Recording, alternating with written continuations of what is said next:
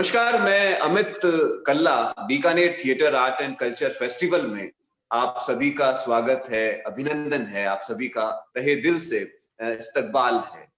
आज की इस विशेष परिचर्चा में हमारे बीच 4 मेहमानों को उपस्थित होना है, जिसमें से अभी 3 आ चुके हैं और हमारे साथ हैं राजा राम भादू साहब।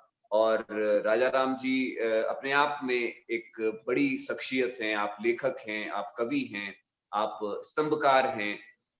आपने कला और संस्कृति और विशेषकर जो समाज के साथ उसका जो जुड़ाव है, उस पर बहुत लंबे समय से काम किया है और एक लंबा अनुभव आपका रहा है, जिसे आज आप हमारे साथ में साझा करेंगे। हमारे साथ एसके भट्ट साहब हैं, शैलेंद्र जी भट्ट हैं। भट्ट साहब वैसे तो चार्टेड अकाउंटेंट हैं, आंकड़ों की दुनिया के आप एक ताल्लुक रखने वाले व्यक्ति हैं, आंकड़ों से ताल्लुक रखने वाले व्यक्ति हैं। लेकिन भट्ट साहब एक कला के भी मर्मज्ञ हैं, कलाओं को समझने वाले एक इंसान हैं, बहुत संजीदा जानकार व्यक्तित्व हैं। और जयपुर आर्ट समिट जो एक पिछले कई समय से एक अच्छे नाम के रूप में हमारे सामने आया है, देश दुनिया के सामने आया है, आप उसके फेस्टिवल डायरेक्टर हैं। भट्ट साहब, भादु जी, आप दोनों का बहुत-बहुत स्वागत है। हमारे साथ गोपाल सिंह चौहान भी जुड़े हैं। गोपाल लोकायन जो संस्था है, लोकायन जिसका ये थिएटर फेस्टिवल जिसके प्लेटफॉर्म पर आज हम सब लोग उपस्थित हैं, इस फेस्टिवल को कोऑर्डिनेट करने वाले जो प्रमुख व्यक्तियों में से गोपाल एक हैं। और आज हम आप सभी से बहुत ही एक गहन विषय पर बात करेंगे, आर्ट एंड सिविक एंगेजमेंट। तो आर्ट और सिविक एंगेजमेंट के क्या मायने हैं, क्या इसके मतले हैं, इसके उन पक्षों को हम खोलने की कोशिश करेंगे। उसके जो परत दर परत उसके भीतर क्या है, वो उसके परिकर में क्या है, उसकी बातचीत, एक सहज वार्ता हमारे बीच में होगी। राजस्थान की जो कल्चर और आर्ट की प्रिंसिपल सेक्रेटरी हैं मुग्धा सिन्हा, उनको हमारे बीच में होना था, शायद वो ज्वाइन करेंगी अभी। तो उससे पहले मैं भादु जी की तरफ जाना चाहूंगा, भादु जी से पूछना चाहूंगा कि सर, आप एक पूरे लोक का रिप्रेजेंट करते हैं हमारे लिए, एक जन का रिप्रेजेंट करते हैं, क्योंकि हमारी एक मंशा थी कि कलाओं की 3 कड़ियां विशेषकर आज इस प्लेटफॉर्म पर जुड़े। गोपाल भाई से हमारी बात हो रही थी, तो यही एक बड़ा हमारा एक बना था परसेप्शन कि हम 3 कड़ियों को जोड़ें, एक शासन हो, राज हो, एक हमारा समाज हो और एक वो भी हो, वो कड़ी भी हो जो ऑर्गेनाइज कर रही है, जो उसके साथ में उसे क्रियान्वित करने की कोशिश कर रही है नवाचार के साथ में, जिसका रिप्रेजेंटेशन भट्ट साहब करते हैं, जयपुर आर्ट समिट करता है। तो मैं सबसे पहले हमारे समाज की तरफ जाना चाहूंगा, हमारे समाज से मुखातिब होना चाहूंगा, भादु जी की तरफ जाना चाहूंगा। भादु साहब, क्या समाज सोचता है कलाओं के बारे में, इस पूरे परिदृश्य के बारे में? सबसे पहले तो मैं ये जो इनिशिएटिव है, पहल है इस तरह की, इसका स्वागत करता हूँ। और आप लोगों के हम तो बड़े शुक्रगुजार हैं कि आर्ट कल्चर पर कोई भी गंभीर बातचीत हो, इसकी हम टोह में रहते हैं। तो इस तरह की चर्चा हो रही तो ज़ाहिर है कि हमारे जैसे लोग तो शुक्रगुजार होंगे। बहुत ही सुनियोजित आपने बातचीत रखी है। अ, और दूसरे लोकायतन, गोपाल जो काम कर रहे हैं, अ, हम तो अभी अभी तक हम उसपे एक तरह का अपराध बोध है कि गोपाल और आप भी आग्रह करते, बुलाते, हम जा नहीं पाए उसमें। दूर से बैठ के देखते हैं उसको, पर दूर से बैठ के देखने का इतना आकर्षण है कि हमेशा जा नहीं चाहते और इसी इसी की नतीजे में अपराध बोध है कि भाई जा नहीं पा रहे, एक अच्छी चीज़ हो। तो उसको कभी भरपाई करेंगे उसकी। पर बहरहाल बहुत ही मतलब सराहनीय काम है गोपाल जी ने इस तरह से का ये किया है, जिसके अंतर्गत ये बातचीत आज की जा रही है।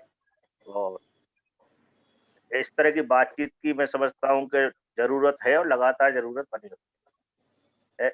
मैं इसमें अमित जी पिछले दिनों और कुछ मैंने कपला बात्यायन और प्रफुल्ल जयकर के बारे में पढ़ा।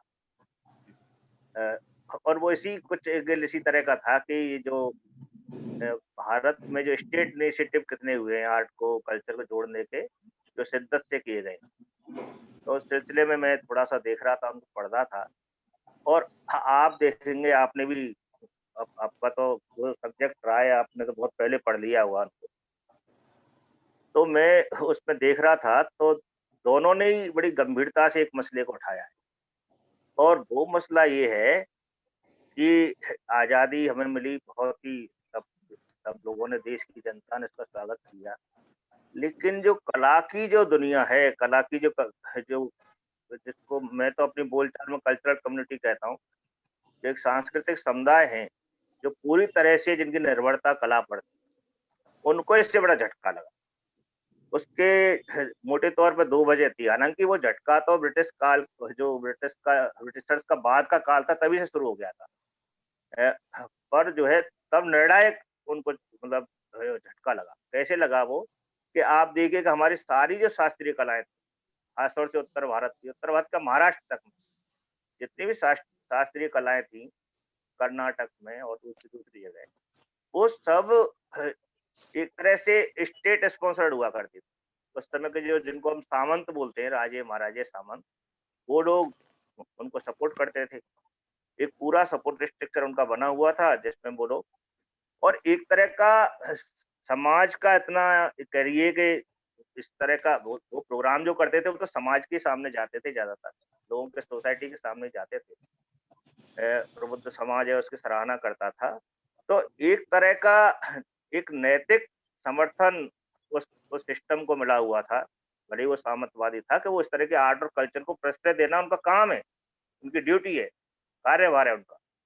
ये एक तरह का समाज का इनडायरेक्ट दबाव था, नैतिक दबाव था, जिसमें वो देते थे सपोर्ट, और जो जितनी ज्यादा सपोर्ट देता था, उतनी ज्यादा सराहना पाता था बदले में।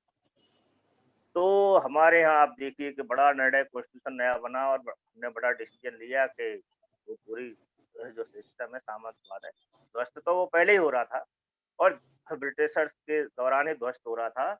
और जैसे-जैसे वो कमज़ोर होता गया, वैसे-वैसे आप देखिए, तब वो क्या करते थे हमारे आर्टिस्ट, शास्त्रीय कलाकारों की बात कर रहा हूँ। जब वो इस राजघराने को छोड़ के दूसरे क्या चले गए, दूसरे किसी ने बुला लिया, थोड़ा सामर्थ्य था, यहाँ से वहाँ चले गए, तो लगातार वो माइग्रेट, एक जगह से दूसरी जगह माइग्रेशन उनका होता रहता था। और आप समझ सकते हैं कि वो माइग्रेशन उनकी कला को, उनके मन की दुनिया को, भीतर की दुनिया को कितना नुकसान पहुँचाता हो। तो इन बात को, और जैसे हमारे यहाँ आज़ादी आई और देश बना, और हमारे पास कुछ इस तरह का तामझाम नहीं था। इन दोनों हस्तियों का मैं इसलिए आपको उल्लेख कर रहा हूँ, कपला कपला जी और प्रफुल्ल जयकर, कि इन्होंने, स्टेट ने इनको बुलाया, भारत सरकार ने दोनों को बुलाया, और ये कहा कि आप कुछ करिए हमारे लिए, और इन्होंने उनकी चिंता की और काम किए। और वो काम पूरे भारत के देश में जितनी हमारे यहाँ कल्चरल डाइवर्सिटी थी, वो सबके देखते हुए वो बहुत मतलब बहुत थोड़ा काम है, बहुत छोटा काम है। हालाँकि उन्होंने ज़िंदगी पूरी लगाई उसमें, समर्पित रहे उसको, है ना? तो उसमें उनका तो निश्चित रूप से हमें मतलब एक लेजेंड है अपने आप में उस तरह की। और तो एक तो शास्त्रीय कला, जो कि सबसे प्रसिद्ध कला हमारे यहाँ मानी जाती है। अब तो दुनिया मान रही है उसको। उसको बहुत बड़ा झटका लगा, और उसको जो सपोर्ट स्ट्रक्चर स्टेट को प्रोवाइड करना चाहिए था, वो नहीं हो पाया। और दूसरा जो हमारी क्राफ्ट कम्युनिटी थी, आर्ट और क्राफ्ट की कम्युनिटी, जो वही काम करती थी, दस्तकारी का, इस तरह का, ये तमाम काम उस तरह का करते थे, है ना? तो आप देखिए कि जो क्राफ्ट म्यूजियम दिल्ली में बना, नेशनल क्राफ्ट म्यूजियम, उससे पहले जो ह ह उन्होंने, पोपेल जी ने जो लिखा-पढ़ी करी है ना? उसमें आप देखिए किस तरह से उन लोगों का दर्द उभर के आता है ना? और हम अपने राजस्थान के परिदृश्य में देखें इसको, इसी को आप राजस्थान पर लागू करके देख लीजिए, तो स्थिति और ज़्यादा साफ आपके सामने हो जाएगी। कि और यहाँ तो हम कम से कम वो एक पीढ़ी अभी मौजूद है उन कलाकारों की, चाहे वो शास्त्रीय कलाकार हैं या दूसरे कलाकार हैं, उनकी जो मतलब इस दर्द को बता सकती है। और कितनी सारी कल्चरल कम्युनिटी को, गोपाल जी हमारे साथ शामिल हैं, गोपाल जी उन लोगों के साथ काम करते हैं। कितने सारे सांस्कृतिक समुदाय जो संस्कृति पर ही जिंदा थे, जिनकी आजीविका ही संस्कृति पर थी, उनमें उन बहुत सारे लोगों की, जैसे मैं इधर नॉर्थ से, इधर पूर्वी राजस्थान से आता हूँ। पूर्वी राजस्थान की जोगी कम्युनिटी में बहुत सारे जोगी अपना वो जो वाद्य यंत्र लेकर के उसको घर-घर जाते हैं, भीख माँगते हैं। तो ये जो है, इ इसको भी, और जबकि पुरानी सामंती रचना, मैं सामंतवाद का आप जानते हैं कभी समर्थक नहीं रहा, लेकिन कलाकारों के संदर्भ में बड़ा भिन्न मामला है। कलाकारों के संदर्भ में वो जो पुरानी समाज रचना थी, सामंतवादी दौर का हमारा समाज था, उस तरह आधुनिक नहीं हुआ था। हमने आधुनिक होने का पहला काम ये लिया कि ये जो कला की कम्युनिटी, कला के समुदाय हमारे समाज पर निर्भर थे। समाज इनको ये मानता था कि ये हमारी ज़िम्मेदारी है कि इनका भरण-पोषण बेहतर तरीके से हो, है ना? इनकी कला को सम्मान मिले। वो लगातार उपेक्षित होते गए, उनका हास्यीकरण होता गया और उनमें से बहुत सारे और उनके कुछ कुछ के पेशे ही इस तरह के थे, उनकी आर्ट इस तरह की थी कि वो इकोनॉमी घुमक्कड़ी पे आधारित थी। वो पूरी उनकी मतलब चरमरा गई और उनमें से बहुत सारे लोग आप देखिए कि भीख माँगने के लिए मजबूर हो गए। तो ये एक इस तरह का स्थिति रही है कि इसमें मैं कहूँगा कि स्टेट के साथ-साथ समाज ने भी अनदेखी की। समाज का भी जो आधुनिकीकरण के साथ आधुनिक संस्थाएँ जो कल्चर की नहीं बनी और उन संस्थाओं को बनाने में उसमें बहुत सारी भूमिका समाज की भी होती है। और बड़ा विडंबना है हमारे यहाँ। आप देखिए कि जो संस्थाएँ अलग-अलग आप छोटे शहरों में जाइए, चूरू में जाइए, डूंगरगढ़ में जाइए, है ना? वहाँ पुरानी संस्थाएँ आज़ादी के ज़माने में काम कर रही थी, है ना? बहुत गंभीर काम कर रहे थे, है ना? फ़ोक पे बहुत काम हुआ है हमारे फ़ोक कल्चर पे, है ना? रिसर्च हुए, है ना?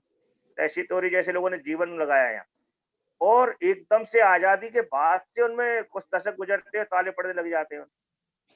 तो एक बड़ी अजीब विडंबना है, जिसके बारे में अभी निर्णयात्मक रूप से कुछ कहना मुश्किल है, लेकिन मुझे लगता है कि स्टेट को उनको ओनरशिप उनकी लेनी चाहिए थी, उनका सपोर्ट करना चाहिए था। समाज का कहीं न कहीं डिस्कनेक्ट हुआ है। तो मैं अभी बस बात को सिलसिला ये बातचीत का शुरू करने के लिए इतनी बात कह रहा हूँ। आगे मैं अपनी और बातें जोड़ूँगा इसमें। अमित जी। यकीनन यकीनन राजाराम जी, ये बिल्कुल सही बात है कि स्टेट और समाज, राज और समाज के एक जुड़ाव से ही ये चीजें और पुख्ता बनेगी और वो बननी चाहिए थी, जो कि नहीं उस तरह से हो पाया। मैं भट्ट जी की तरफ जाना चाहूंगा। भट्ट जी जयपुर से हमारे साथ जुड़े हैं। भट्ट साहब, आपने जयपुर आर्ट समिट को किया और जयपुर आर्ट समिट के रूप में एक बहुत बड़ा कला उत्सव, एक बहुत बड़ा एक उत्सव आपने प्रदेश को दिया एक रूप में। तकरीबन 8 आपने एडिशंस उसके बहुत सफलतापूर्वक किए, जयपुर में किए, मुंबई में आप गए, आपने इंटरनेशनल आर्ट समिट भी किया, जयपुर इंटरनेशनल आर्ट समिट। तो हजारों हजार कलाकारों को आप एक प्लेटफॉर्म पर लेकर आए और वहां पर संवाद के कुछ अर्थों को रचने की आपने कोशिश की।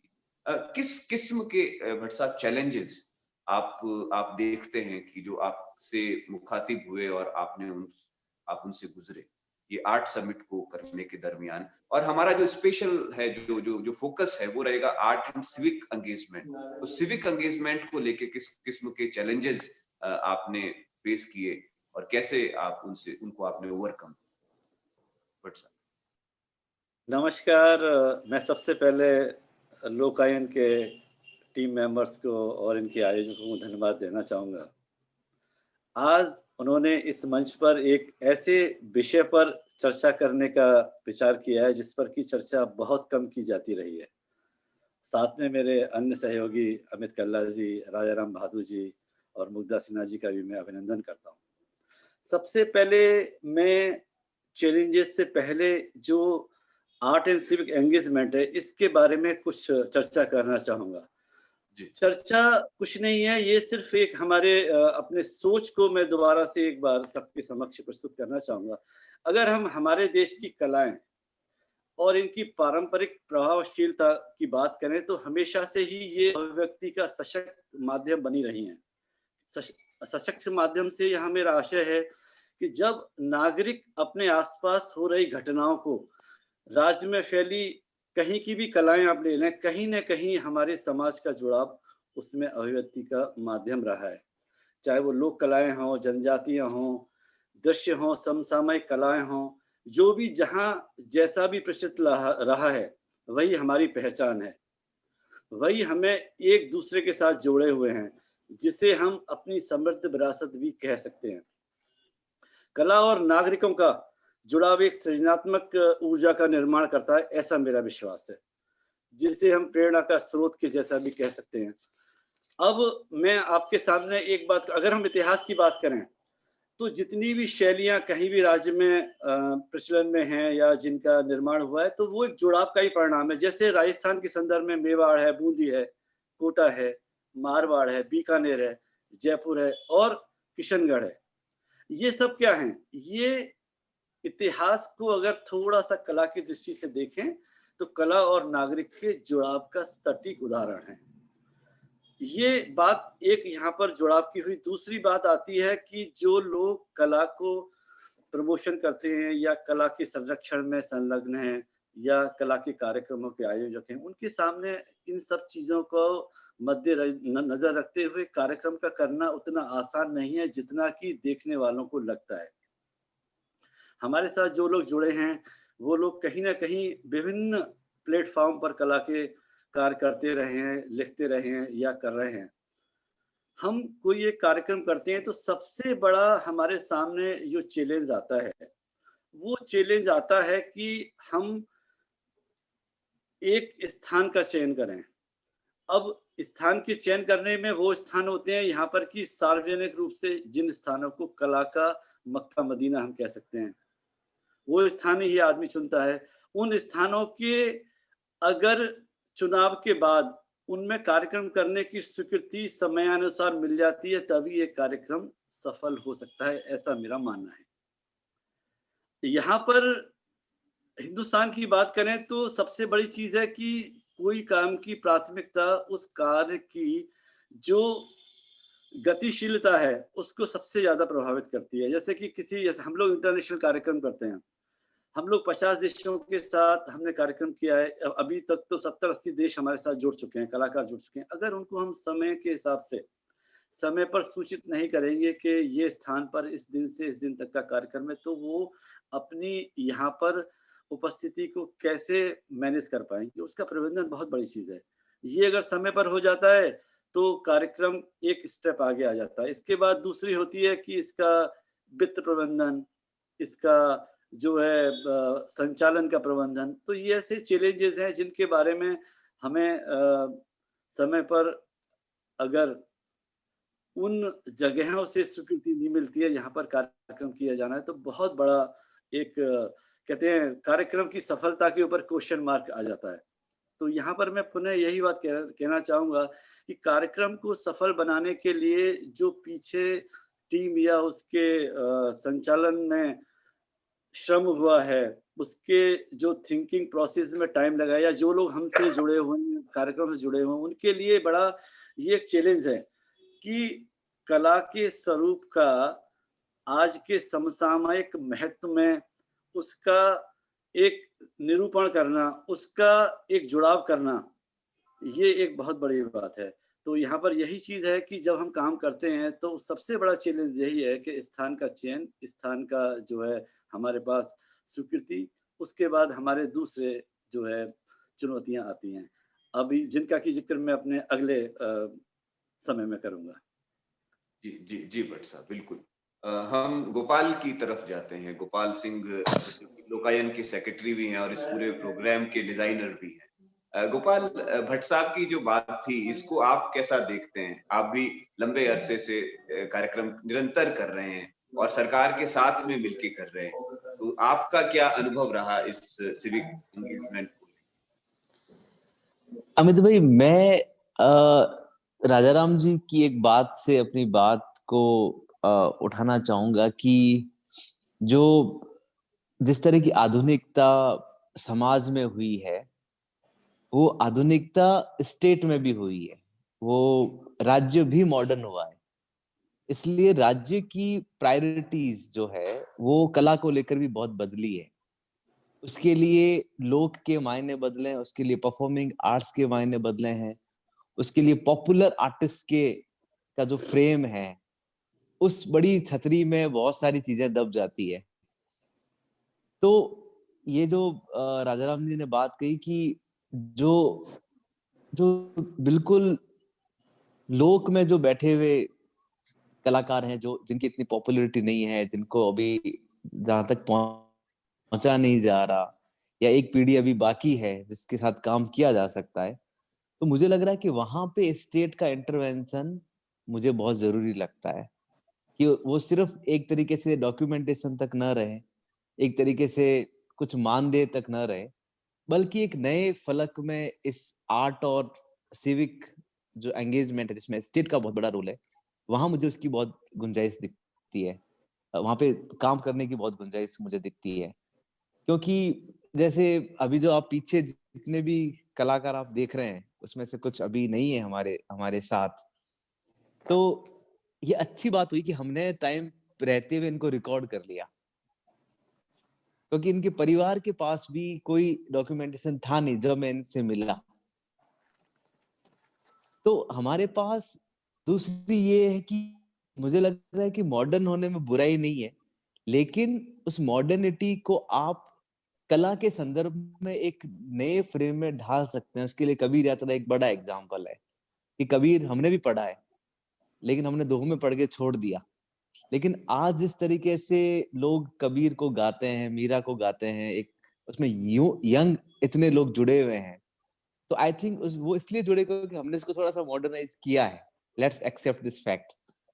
तो ये कॉम्बिनेशन हमें कहीं ना कहीं बैठाना पड़ेगा कि अगर अगर ये शिवजी सुथार के जो पिताजी हैं पीछे दिख रहे हैं, मैं अगर उनको सुनूं उनकी रिकॉर्डिंग, तो मुझे कुछ भी समझ में नहीं आएगा, कुछ भी समझ में नहीं आएगा, क्योंकि वो शैली थी ऐसी। और ये बड़ा एक गैप हुआ है हमारी आधुनिक शिक्षा के कारण कि हम उस भाषा तक पहुंच नहीं पा रहे जो वो गा रहे हैं। तो इसके लिए हम करें क्या? कुछ तो बदलना पड़ेगा, कुछ तो इसको थोड़ा आसान, सिंपल, ताकि वो बात मन तक पहुंचे, सिर्फ संगीत तक न रहे। तो उस तरह के इंटरवेंशन की मुझे जरूरत लगती है कि ऐसे कुछ इंटरवेंशन होने चाहिए ताकि वो उसका मूल भी ना मरे और हम संप्रेषित भी हो जाए अपनी अपनी बात। जो भट्ट साहब कह रहे हैं कि आयोजन, एक किसी भी बड़े आयोजन को लेकर जिस तरह की मुश्किलें आती है, और ये बैरियर मेरे अंदर भी था कि यार स्टेट के बारे में एक धारणा बनती है कि यार सरकार की प्रायोरिटी में तो वो है ही नहीं। जब बजट बनता है तो बचा कुछ होता है वो आर्ट आर्ट में जाता है। आर्ट को लेकर कुछ बजट नहीं बनता, कोई मीटिंग नहीं बैठती कि हाँ मतलब इसके लिए इतने करोड़ रुपए हम सैंक्शन कर रहे हैं, जैसे एजुकेशन के लिए, हेल्थ के लिए कर रहे हैं। तो वो सेक्शन कभी प्रायोरिटी में रहा ही नहीं किसी भी सरकार में।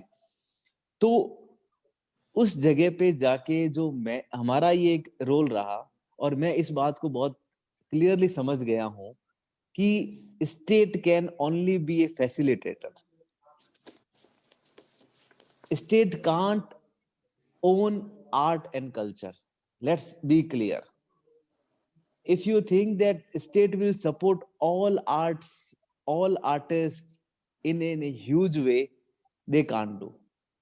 They have their limitations, just accept it. But state could be a very good, very big facilitator. जो मैंने एक्सपीरियंस किया है, राजस्थान कबीर यात्रा का पूरा प्रोग्राम राजस्थान पुलिस देखती है और उसमें फैसिलिटेशन की बहुत बड़ी भूमिका है। अगर मैं राजस्थान कबीर यात्रा के पूरे बजट को काउंट करूं तो लगभग 1.5 करोड़ के रुपए का लगता है। अगर मैं पैसे दे के सब काम कराऊं तो गांव वालों का खाना, उनकी बस की व्यवस्था, आर्टिस्ट को उनका फीस देना, ये 1.5 करोड़ का बजट है। क्योंकि स्टेट पुलिस जुड़ी हुई है तो बहुत सारे काम समाज कर लेता है। जो जो जो अपने कम्युनिटी लाइजनिंग ग्रुप है, पुलिस के जो लोकल स्टाफ है, वो समाज के साथ जुड़ के खाने का बंदोबस्त हो गया, रहने के बंदोबस्त हो गया, चाय पानी की व्यवस्था हो गई, टेंट की व्यवस्था हो गई। तो मैं पूरी यात्रा 25 लाख में करा लेता हूँ, तो जो 1 करोड़ रुपए का जो जो है खर्चा, उसको आप किसके खाते में डालोगे? मैं स्टेट के खाते में डालूंगा, क्योंकि अगर वो नहीं होता तो हम ये यात्रा नहीं करा पाते। तो ये फेस्टिवल्स भी जो हम करा रहे हैं स्टेट के सपोर्ट से करा रहे हैं। तो हमें ये समझना होगा कि स्टेट को हमें फैसिलिटेटर बनाना है। स्टेट को आप ऑनरशिप मत दो और वो ले भी नहीं पाएगी। दैट्स व्हाट, मतलब मेरी अंडरस्टैंडिंग ये है कि हम कैसे स्टेट के रिसोर्सेज को, स्टेट की कैपेसिटी को, सरकार और प्रशासन की कैपेसिटी को हम कैसे बदल सकते हैं मॉनेटरी सपोर्ट में। उनकी जेब से पैसा नहीं लेना हमको। That's what I think, I mean my first comment. Gopal, और इस चर्चा को आगे बढ़ाएंगे। मैं राजा राम जी की तरफ रुख करता हूँ। राजा राम जी, आपने तो कई सरकारें देखी है, एक चला चली का मेला चलता रहता है, उसके साथ में अलग अलग पॉलिसीज भी आती है। गोपाल कह रहे थे कि सरकार भी अपना कुछ रवैया बदले, कुछ मॉडर्न हो। तो पिछली सरकारों को हमने मॉडर्न भी देखा, मतलब मॉडर्न रूप भी देखे, लेकिन उसमें भी हम नहीं कनेक्ट हो पा रहे थे। ना हम पीछे जा पाते, ना हम आगे जा पाते हैं, पता नहीं ऐसा कुछ कुछ चलता रहता है। एक कोई फ्रेम नहीं है साहब, ऐसा कहीं कोई एक दिखता नहीं, एक सिस्टम नहीं दिखता, एक नियम नहीं दिखाई देता, एक कोई पॉलिसी नहीं दिखती। तो ये गोपाल जैसा बता रहे थे, तो आप क्या उसको देखते हैं, आप किस नजरिए से देखते हैं राजा राम? देखिए, गोपाल भी अपनी जगह सही है, वो जी, बहुत ठीक बात कर रहे हैं कि ऐसा होता है। और अमित जी, आप तो पूरे देश बहुत कम उम्र में ही आपने बहुत देश और दुनिया को देखा है और बहुत सारे ऑर्गेनाइजेशन से इंटरेक्ट किया है।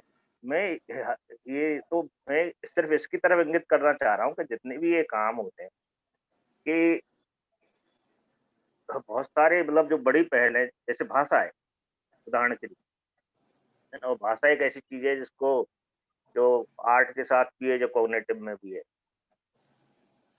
तो हम ये कहें भाषा को लेकर के स्टेट क्या करेगा, कितना करेगा, तो ज्यादा उस पे ज्यादा भूमिका समाज की है भाषा के मामले में। कोई स्टेट भाषा नहीं पैदा करता, है ना? भाषा समाज पैदा करता है। तो इसी तरह से बहुत सारे आर्ट है ना? आर्ट के लिए बिल्कुल गोपाल ठीक कर रहे हैं। और मैं कहूंगा कि फैसिलिटेटर से कुछ ज्यादा भूमिका है ना? ठीक है, पुलिस डिपार्टमेंट की फैसिलिटेट की भूमिका हो सकती है, जबकि जब स्टेट की बात करते हैं वो कुछ और चीज, है जी, ना? State is other thing, department agency, police तो एक एजेंसी है स्टेट की, है ना?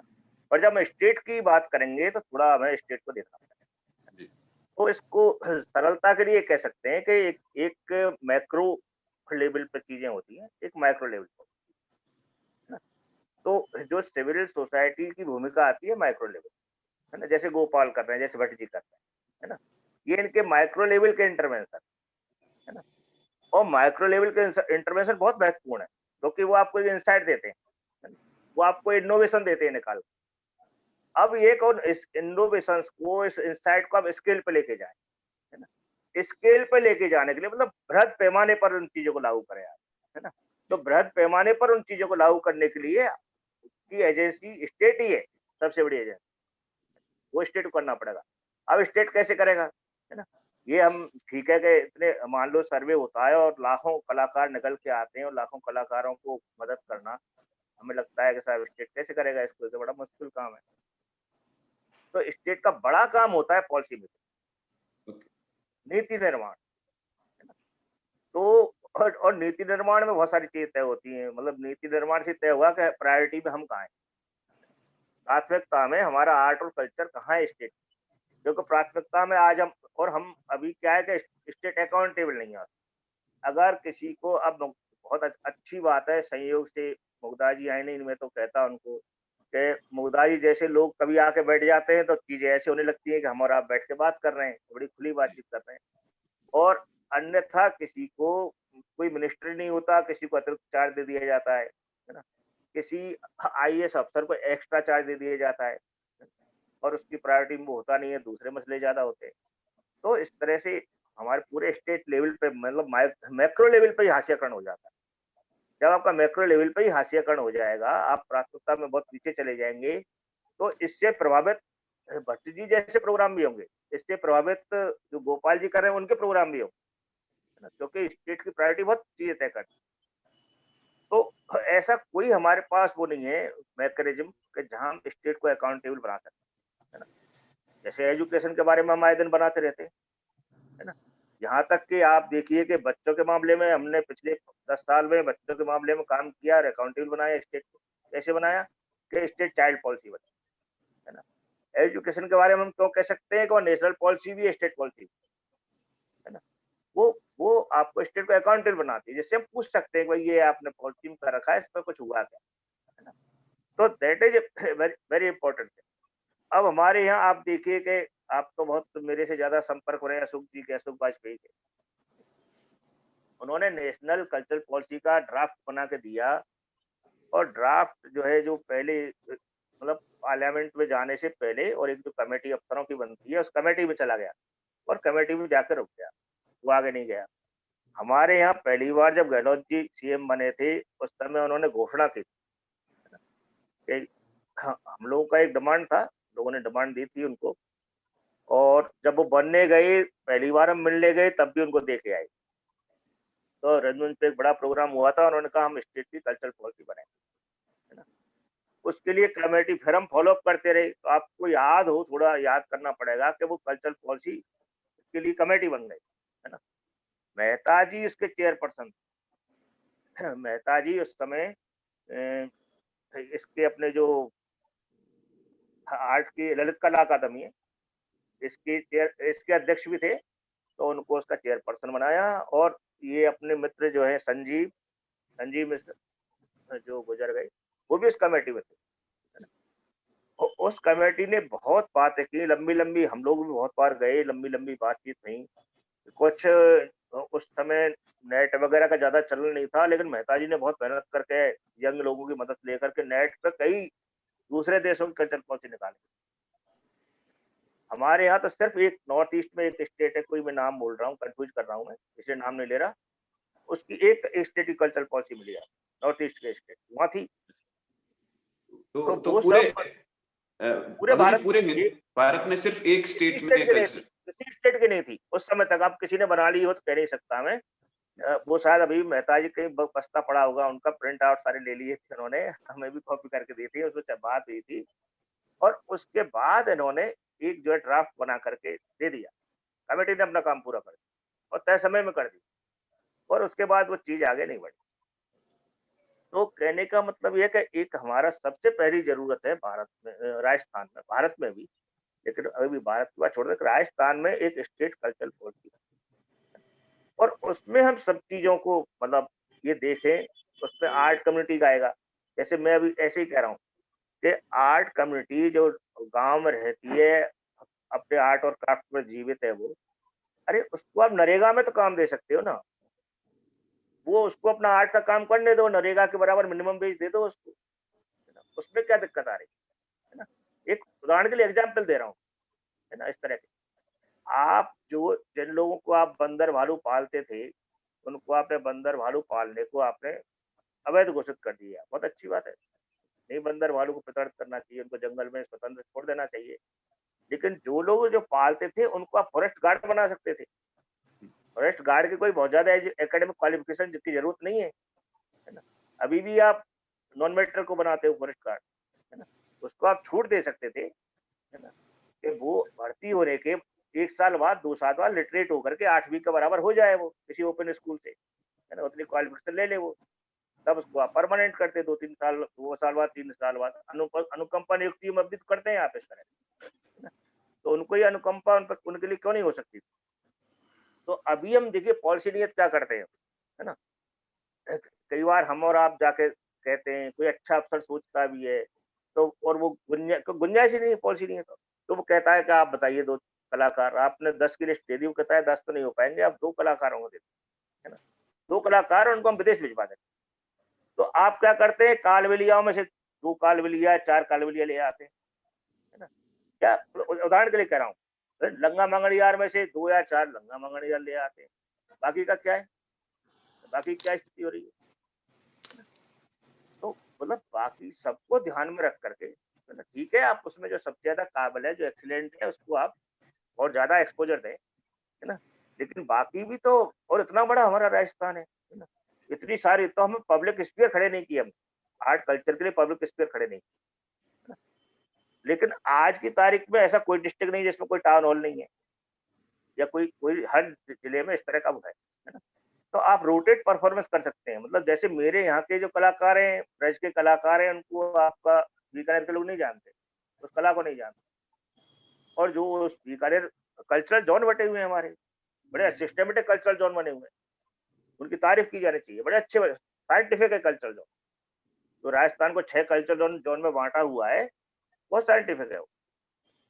तो और उसमें एक प्रारंभिक सर्वे भी हुआ था, विजय वर्मा जिस समय थे, तो एक, अब हेमंत जी विजय वर्मा जब जेके में थे, तो उन्होंने प्रारंभिक सर्वे किया है ना। हालांकि वो डॉक्यूमेंट देखने में नहीं आया, कहीं होगा लाइब्रेरी में, मैंने ज्यादा खोजा भी नहीं। तो एक शुरुआती काम हुआ था, तो उसको वो एक बड़ा आधार है। कल्चरल जोन इस तरह के सीधे-सीधे, लेकिन कल्चरल पॉलिसी में हम उसको ले आते हैं तो मान्यता हो जाती है, वो मान्य जोन हो जाएंगे यहाँ पे कल्चर, आर्ट और कल्चर के साथ, तो जो भी रिसोर्स है वो डिवाइड होंगे। तो ये कुछ एक बेसिक चीज है। आप माइक्रो लेवल पे पॉलिसी फ्रेमवर्क आप बना देते हैं, तो ये जो है जो हम जो मैक्रो लेवल पर, तो हम माइक्रो लेवल पर ये जो इनोवेशन करते रहते हैं, गोपाल जी और जैसे साहब जैसे, इनको बहुत मदद मिलेगी और ये सब एक जगह, इनकी विजिबिलिटी बढ़ेगी और सब एक जगह समाएंगे, है ना। इनका आउटपुट जो है, इनका आउटपुट अभी इनके तक ही है ना। तब इनका आउटपुट पूरे स्टेट का आउटपुट होगा, स्टेट के कल्चर उसके यूनिवर्स में आएगा वो, है ना। और उससे हमारा पब्लिक स्फीयर जो है उस पर विजिबिलिटी बनेगी आर्ट और कल्चर की, और वो और ज्यादा इफेक्टिव हो, है ना। तो जी। इतना थोड़ा अभी मैं बात को इतना आगे बढ़ा रहा नहीं, था। ये आपकी जो बातचीत हुई, ये जो चर्निंग ऑफ द ओशियन हुआ, तो इस समुद्र मंथन से, इस वार्ता से ये चीज जरूर निकल के आई जो बहुत महत्वपूर्ण है। मैं सभी जुड़ने वाले हमारे दर्शकों को बताना चाहूंगा, सुनने वाले लोगों को बताना चाहूंगा कि ये कल्चरल पॉलिसी का जो मैटर है, क्योंकि जी कोई पता नहीं है कि क्या करना है, तो एक चीज तो हम चाहते हैं कि भाई एक ऐसा एक और पाथवे बने। अब जी पॉलिसी बनाने में तो कोई बड़ा खर्चा ही नहीं है। आपको कुछ तो आपके मतलब कुछ तो स्टेट के अफसर ही रहने हैं उसमें, है ना। मिनिस्टरों के पास तो बाद में जाएगी, जो कैबिनेट में तो वो बाद में जाएगी, तो मिनिस्टर कोई नहीं रहना शुरू में। शुरू में तो आपको जैसे मतलब मिनिस्टर और ज्यादा कुछ करना चाहे तो आप मिनिस्टर को उसका चेयरपर्सन बना दीजिए, मुग्धा जी उसकी ऑटोमेटिक मेंबर सेक्रेटरी बनेंगी, और कुछ लोग आप सरकार के रखेंगे, कुछ बाहर के रखेंगे, उनको कुछ दिन जो मीटिंगें होंगी उनकी चाय वाय पिलानी है, आपको क्या खर्चा है, आपका ड्राफ्ट बन जाएगा, उसको नहीं, आप कैबिनेट से अप्रूव, और और ये फिर जरा एक ये किस्म का वो स्टेप भी है जिससे हमारी जमहूरियत जो है वो और ज्यादा मुकम्मल और ज्यादा बनती वो है होगी। उसमें। हाँ बिल्कुल जी। बिल्कुल। हाँ, जी। और आप अकाउंटेबल होंगे, चीजें ट्रांसपेरेंट होंगी, है ना। जी। और आपकी जो संवेदनशीलता है, जो कंसर्न है आम कलाकार के प्रति, वो जाहिर होगा, है ना।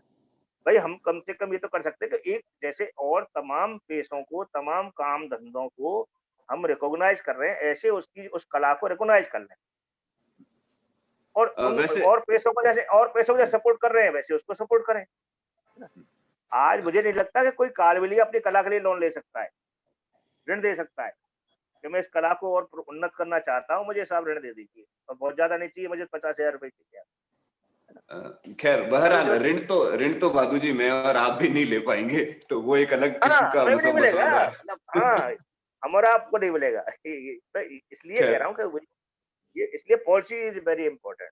जी जी जी, तो ये पॉलिसी मैटर जो है ये एक बहुत इम्पोर्टेंट फैक्टर इसमें उभर के आया कि जिस पर हम सभी को सोचना चाहिए और सरकारों को काम करना चाहिए, और निश्चित तौर पे ये हमारी डेमोक्रेसी को और मजबूत बनाएगा। भट्ट साहब, बातचीत के दौरान भादु जी ने कुछ स्पेसेस का जिक्र किया कि अल्टरनेटिव स्पेसेस बने, उसको लेके आप क्या सोचते हैं कि अल्टरनेटिव स्पेसेस क्या होने चाहिए, कौन से ऐसे स्पेसेस? गोपाल अभी और उस पर बात करेंगे जो जो जो बहुत प्रैक्टिकली जिन्होंने बनाए हैं, आपका क्या उस पर राय है?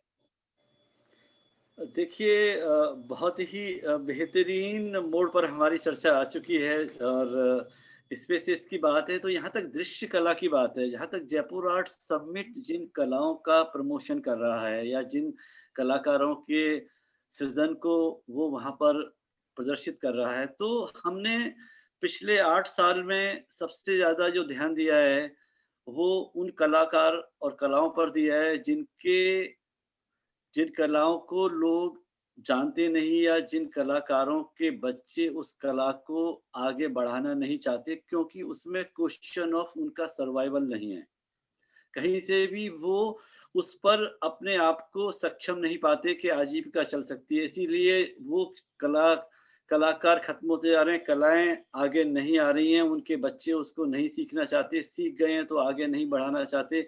हमने उन पर काफ़ी काम किया है। यही कारण है कि उस पर हमने फ्यूज़न लाने की कोशिश की है, पुरानी कलाओं पर समसामयिकता ला कर के शैली में कहीं न कहीं कोई फ्यूज़न क्रिएट किया जाए ताकि उनका सर्वाइवल हो।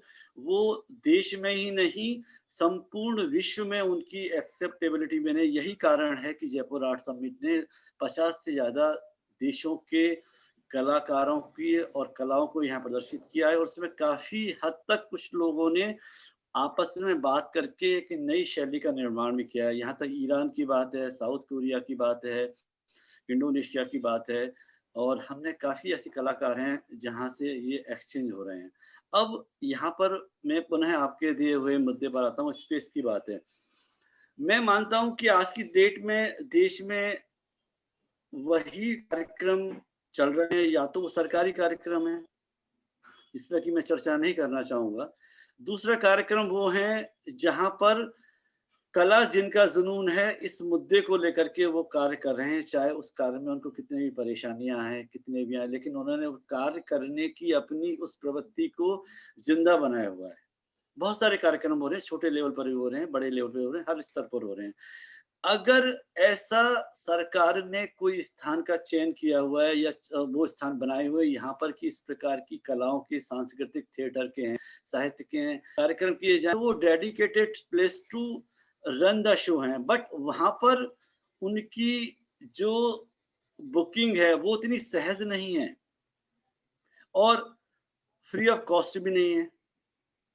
आपको 2 साल वही जगह बगैर किसी मूल्य के मिलती है, लेकिन जब गवर्नमेंट बदल जाती है या कहीं उस स्थान का पुनर्निर्माण हो जाता है, जीर्णोद्धार हो जाता है, या जीर्णोद्धार तो नहीं कहना चाहूँगा, मैं शब्द कहना चाहूँगा कि उसको बहुत टेक्नोलॉजी से, हाई टेक्नोलॉजी से बना दिया जाता है, जिसका कि कोई रख-रखाव उतना आज भी नहीं है, तो उसकी कीमत वसूली जाती है।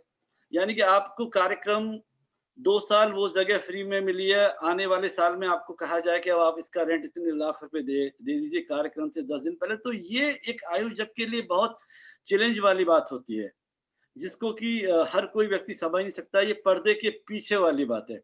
मेरे साथ में हुआ है, हमने रवींद्र मंच को 2016 में लिया, तो जो यहाँ पर कल्चर सेक्रेटरी रोली सिंह थी, उन्होंने उसको फ्री ऑफ कॉस्ट दिया और बड़ी खुशी से उन्होंने हमारी इस विनती को स्वीकार किया कि आप जवाहर कला केंद्र में अगर वहाँ पर रिनोवेशन का कार्य चालू है और समाप्त नहीं हुआ है, तो आप हमारे यहाँ 2016 के कार्यक्रम करेंगे, जिससे के लिए सरकार आपको बगैर किसी कीमत के रवींद्र मंच देगी। उन्होंने दिया, सरकारें बदली, प्रिंसिपल सेक्रेटरी बदले।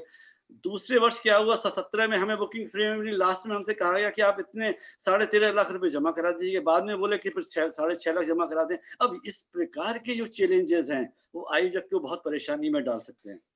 अब यहाँ पर जो लोग नॉट फॉर प्रॉफिट काम करते हैं या जिनका बोर्ड सिर्फ कला के प्रमोशन के लिए प्रत्यक्ष खर्चों का ही व्यवस्था कर पाता है, चाहे वो किसी स्पॉन्सरशिप से हो या अपने स्वयं के फंड से हो, तो बड़े मुश्किल हो जाते हैं। तो यहाँ पर नए स्पेस को क्रिएट करने वाली बात हर व्यक्ति के लिए उतनी सहज और सरल नहीं है, लेकिन जो पूरे साल यहाँ कार्यक्रम नहीं होता। अब मैं रवींद्र मंच की गैलरियों की करता हूँ, गैलरियों में मैं 2016-17 से आज की बात करता हूँ, कितने कार्यक्रम वहां पर किए गए। वहां पर कबूतर लौट रहे हैं, गंदगी फैल रही है, ये सभी प्रकार के जो कहीं ना कहीं कल्चर केंद्र उनकी बात हो रही है। यहाँ पर रवींद्र मंच से जवाहर कला कहना एक गलती होगी। जहाँ पर कोई भी केंद्र ऐसा जहाँ पर किस प्रकार के कार्यक्रम किए जाने, उन केंद्रों को बुकिंग कराना सहज नहीं है। आज की डेट में मीटिंग नहीं होती। अगर आप देखिए इंटरनेशनल प्रोग्राम में यहाँ 50 देशों के आर्टिस्ट शिरकत करें, उनको 1 महीने पहले, 2 महीने पहले अगर कंफर्मेशन दिया जाए तो मेरी समझ में तो कार्यक्रम सक्सेसफुल नहीं हो सकता। अब आपने चिट्ठी मान लीजिए जनवरी में दे दी, तो कहते हैं अभी तो 31 मार्च के बाद चिट्ठी दी थी, अप्रैल के महीने में, ये तो फाइल 31 मार्च को बंद हो जाएगी, ऐसा हमें सुनने को मिलता है। जबकि मेरा जो अनुभव बाहर की डेट में रहा है, बाहर की डेट का जो बाहर की जगह का अनुभव रहा है, वहां पर जब भी हमने कोशिश की है तो हमें 1 साल से ज्यादा समय से पहले ये मालूम पड़ गया कि कौन सी जगह पर किस तारीख को कितने समय के लिए आपकी ये बुकिंग कंफर्म हुई। तो कार्यक्रम बहुत ही सहज, सरल और बहुत ही कम मूल्य में हमने कर पाए। तो मेरा कहने का मतलब है, हाँ जी जी भट्ट साहब बोलिए, आप कंप्लीट करिए। हाँ, तो मेरा कहने का मतलब है प्रोसीजर जो बुकिंग का है उसमें पारदर्शिता होनी चाहिए। उसमें एक प्री बुकिंग, यानी कि कोई कार्यक्रम जो सालाना हो रहा है उसके लिए हर वर्ष उतनी सारी जटिल प्रक्रियाओं का सामना नहीं करना पड़े उनके आयोजकों को। ये कार्यक्रम अगर दिसंबर में इस तारीख से होता है तो अगली तारीखें क्या है? जयपुर आर्ट समिट के पास आने वाले 3 वर्षों की तारीखें आज की डेट में मौजूद है। हमेशा हम 3 साल के कार्यक्रम को पहले से प्लान करके चलते हैं, खास करके उनकी डेट्स को लेकर के। जी तो मेरा मानना ये है कि बुकिंग की प्रक्रिया में पारदर्शिता का होना बहुत जरूरी है। ये जो बात है, ये जो संवाद हुआ है, ये बहुत सार्थक है और ये बात हम हम उम्मीद करते हैं और विश्वास भी करते हैं कि ये दूर तलक जाएगी और दूर तलक ले जाने के लिए राजा राम जी जैसे लोग, भट्ट साहब, गोपाल हमारे साथ में हैं, गोपाल जी साथ में हैं। तो ये बहुत सुंदर मौका है, ये बहुत मुबारक मौका रहा मेरे लिए, एक लर्निंग का रहा, हम सबके लिए एक लर्निंग का रहा। तो आप हमारे स्टूडियो में पधारे, आप जुड़े, फेस्टिवल से जुड़े और हम उम्मीद करते हैं कि अगली बार सब लोग रूबरू बात करेंगे, ये वर्चुअल मीडियम से हम बाहर भी निकलेंगे, एक कुछ नया होगा। और इसी के साथ में इस संवाद को हम यहीं विराम देते हैं। आप लोग आए, आपका बहुत आपका लोकायन का भी बहुत बहुत आभार।